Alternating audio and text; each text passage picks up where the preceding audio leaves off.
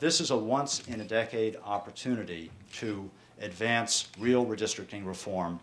The map that the General Assembly and Governor approved last fall, thankfully, has been petitioned to referendum so the voters can have their say. It's question 5. All of us are here to urge voters to vote against this gerrymander and repeal it.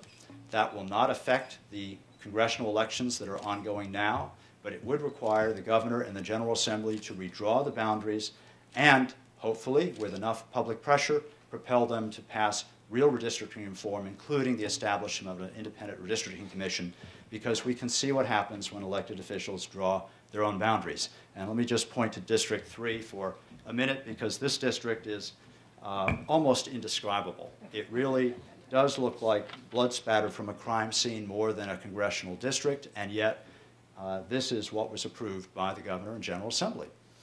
How can anyone represent this district? How can anyone remember the boundaries of this district without incredible GPS and getting around in a boat? It includes parts of 4 counties and Baltimore City. It runs from Towson to Annapolis to Olney and parts of Silver Spring, but excludes most of the areas in between. And it drove, in many ways, the rest of the map because of these boundaries. This has been rated as the 3rd least compact district in the entire country. I can't imagine what the other districts look like, but this is Exhibit A as to why we need real redistricting reform and why we need voters to repeal this map by voting against question 5. Redistricting is fundamental to effective democracy. If we don't have fair and rational districts, we don't have competition.